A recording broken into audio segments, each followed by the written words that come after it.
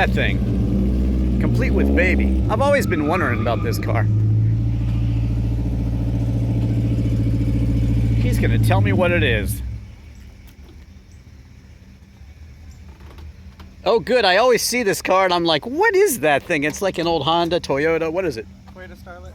Toyota Starlet, okay. I didn't think it was a Honda. Somebody said it was a Honda and I was like, I don't think it is. I don't VTEC yet. If you're my age, you know, you grew up driving cars like this. This is what you learn to drive stick in. You know, your friend's parents had one or something. Oh, yeah. So. I love the old Econoboxes. Yeah, they're really cool. And this sounds like it runs. What do you got in there? It's the Toyota Corolla 4AG. Wow. So maybe 140 horsepower. How quick is it? How fast will it get to 60? I've never done it. The guy who built it for me said up to 60. It was as fast as the old 2005 Porsche Boxster. Wow. And then you run out of top end. Right, but still, that's very impressive. That is a really, really cool car. Yeah, I've been looking at this every time I come, and I'm like, huh. And you brought your baby too. That's awesome. Yeah, they're going to be gearheads. I'm sure. There's no question. There can't be any other way about it. So you get to babysit and come to Cars and Coffee at the same time. Well, the wife is showing up in her car. Oh, okay. She hardly ever drives her car. What's that one? She'll be bringing the second gen RX-7. Oh, okay. Yeah. I have one of those with a, I have a 90 convertible with an LT1 in it. How's the frame twist? It's not bad. It's really not bad. Yeah. This is really, really cool. What are those? Are like Panasport? They're not Panasports. What are they? The wheels. These are the knockoffs, which the Panasports were knockoffs of the old Mini Lights. Okay. But these are the Japanese knockoffs of the Watanabes, which were knockoffs of the old Mini Lights. Wow, you've got the knowledge on these. That's so cool. I'm so glad I ran into you. I'm Drivin Ivan. Oh, Yeah, I was going to ask you I what do your car YouTube videos. channel was, because you always bring the fun cars. Yeah. Oh. I've got a lot of cars myself. But yeah, that's the only well, I have two. I like Prius. I'm the only car guy that likes the Prius, so I have a couple Priuses. I was thinking about getting one just to modify it so I wouldn't have to do emissions, but they may have closed that loophole. It was what, just the, I want to say 2005 to 2007 year where you didn't have to do emissions testing. Right, yeah. No, you don't have to do an emissions on a Prius. You don't. No, you don't. On any of the hybrids? No, you don't have to do it on the Prius. So, yeah, you can renew it for 3 years. It's great. You renew it for 3 years. But you have a shop or something? No, I just have a lot of cars. Okay. What else you got? So I built another Starlet, an 83, for my first daughter, who's not very old. Uh-huh. But we bought Patrick's spec RX-7, European Service Center. Okay. And I've been slowly swapping that RX-7 drivetrain into this Starlet. Was that over there a couple weekends ago? Or? No, I haven't brought. Oh, okay. I just sorted out the carburetor. Okay. Well, that is awesome. What's your name? B. B. Yeah. Nice to meet you, B. I'm Ivan, Drivin Ivan. Nice to And this is a Toyota Starlet 1980 Toyota Starlet JDM. Yeah, imported from Japan. So. How long has it been in the U.S.? 15 years now. How hard is that? Have you ever done it personally, or do you just buy them once they're here? I bought it when I was in Japan. I brought it back when I came back to the States. And then because I was in California and I didn't feel like dealing with that, it had been sitting in my parents' barn in North Carolina. Uh-huh. So I only actually got it registered 2 years ago. Wow. In the state of Virginia. Okay. Paperwork is a little funny. Make sure you have a good, what's the word for it? Someone at the Port Authority. Yeah. To take care of that for you. Right.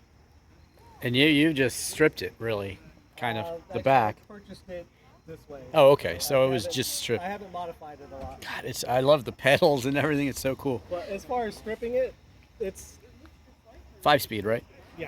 yeah. Based on the U.S. version I bought, there's not a whole lot to strip out of it. because the only thing covering the wheel wells is a small piece of foam that's maybe a quarter of an inch thick and then painted.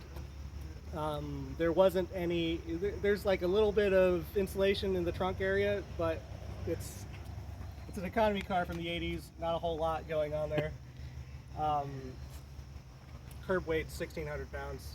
It's so funny. I remember my grandparents having, they got Toyota Corollas, you know, back, and then it was just so like, wow. And people back then, you know, I mean, you got to realize, I think most people that know about these cars or think they know about these cars, you know, it was not, even though there were a lot of them, they weren't like, everyone wasn't opening their arms and hugging them. You know, there were a lot of people that just hated them. But, you know, and the thing about it is, you have to have an open mind. They were good, and they were good at the right time. Yeah. You know?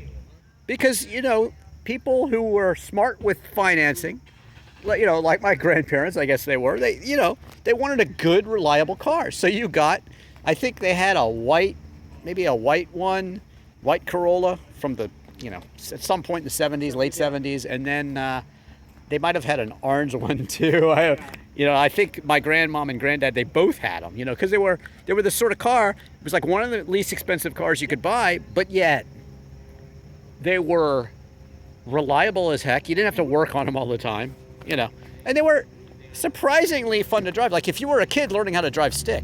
For as much as they weigh, I was double checking the power to weight ratios for one of my other projects, and they're as good as, the power to weight ratio is the same as a, let's say, modern Toyota Corolla. So yeah, you had 60 horsepower, but it weighs, the old Corollas weighed like 1,500 pounds. Yeah. The new Corollas are 2,200 pounds and 140 horsepower. So my Lotus Europa weighs like 1,300 pounds. You know, so it's like, and that didn't have a big engine either, but still, you know, and that's what, I think that's what people miss. Oh, it has 700 horsepower, it has 500 horsepower. So what? You can't use that horsepower. You can't get that car loose on the street. You know, I took my MG Midget and I have an Austin Healey Sprite out the other day, and you could just dance with those cars. Oh, yeah. You know, and this too. You can dance with it for pennies on the dollar. So I think, you know, we've seen this paradigm shift of horsepower, and I think eventually, number one, they're going to start throwing electric motors into everything. All these old cars are going to be electric, and they'll still keep the lightness. But number two, I think at some point there should be okay, let's just stop and take a look here. You know, 300 horsepower is enough. Even 200 horsepower is enough if it's light and balanced and built well. The only issue is, as far as the weight is concerned, is ensuring the modern crash safety. Right, that's the killer. I know if I get hit in this, or if I hit something, a lot of it's going to crumple. So it's the issue with the older cars. Yeah, it's not, when you're on the highway and you're in an Austin Healey Sprite or you know, an open car especially, or the Lotus Europa, you know, it is actually scary because you do, that goes through your head, like, you know. That's why I enjoy the old cars. You have the feeling that you may die at any moment. It's a danger of it all. Well, that's the thing. You used to hear about the Formula One drivers who would drive to the track themselves, run the race or Le Mans, and they would be drinking champagne the whole time. Now, yeah, it's highly illegal today, and of course not something you should do. But these were guys that controlled cars that were out of control. I mean, you hear like building the Shelby Cobra and all this stuff. You know, they were dangerous cars to drive. Oh yeah. And it's one thing to be dangerous because you're light, but it's another thing to be dangerous because there's so much power. And if you do something wrong, it's like the Porsche Turbo or Porsche 911, the Widowmakers. Because if you drive it wrong, lift off in a turn, panic and lift off, and you spin. You know? And these have some of those characteristics. I bet this thing's a ball of wax. Well, there you go. Thank you, B. 1980 Toyota Starlet JDM, and really interesting talk with B here, because we're probably just as old as each other about, maybe. I think he's, you know, whatever. But just a cool talk about these old Japanese cars and JDM cars and just why we love them so much. So Google Drivin Ivan in any car, and if you ever want me to review one of these, I will do a full review on it, absolutely. Because they're just so cool. I don't think I've ever driven a JDM car, actually, so there you go. But just Google Drivin Ivan, your favorite car, and of course, share my videos, subscribe, like, and thanks for watching. I'm Drivin Ivan.